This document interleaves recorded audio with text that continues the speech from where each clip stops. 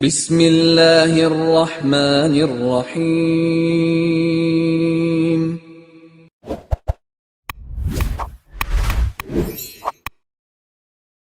السلام علیکم ورحمۃ اللہ وبرکاتہ۔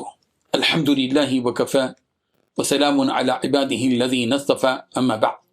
حاضرین و ناظرین، یہ درس حدیث نمبر 370 ہے اور آج کا عنوان ہے دھاری دار کپڑا رسول رحمت صلی اللہ علیہ وسلم کو پسند تھا۔ روایت سماعت کیجیے، ترجمے کے بعد تشریح کی جائے گی۔ بسم اللہ الرحمن الرحیم۔ عن انس بن مالک رضی اللہ عنہ قال كان احب الثياب الى رسول الله صلی اللہ علیہ وسلم يلبسه الحبرہ، رواہ الترمذی۔ ترجمہ یوں ہے، انس رضی اللہ عنہ سے مروی ہے، وہ فرماتے ہیں کہ رسول رحمت صلی اللہ علیہ وسلم کو سب کپڑوں سے زیادہ دھاری دار کپڑا پہننا زیادہ پسندیدہ تھا۔ اس روایت سے یہ معلوم ہوتا ہے بزرگان محترم کے پیارے پیغمبر صلی اللہ علیہ وسلم لباس کے معاملے میں سادگی اور اعتدال کے ساتھ حسن ذوق بھی رکھتے تھے۔ دھاری دار کپڑا عرب معاشرے میں عام طور پر استعمال ہوتا تھا اور یہ خاص طور پر بحرین اور یمن کے تجارتی راستوں سے آتا تھا۔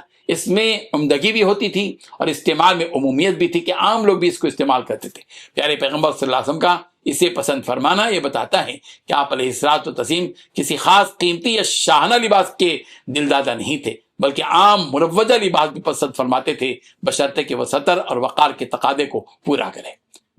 حلہ دو کپڑوں کے مجموعے کو کہا جاتا ہے۔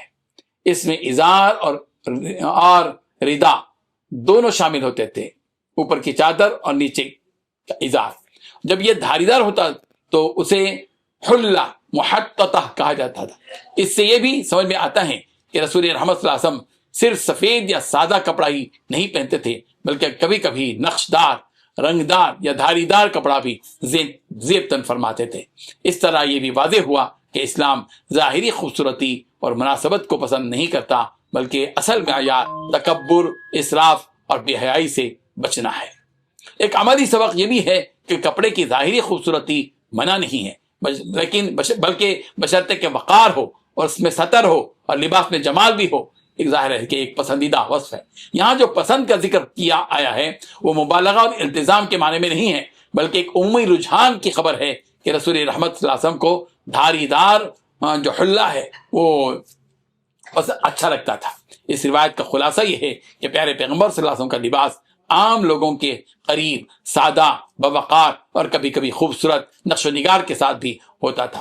رب ذوالجلال ہم سب کو ان احادیث پر عمل کرنے کی توفیق عطا فرمائے، آمین۔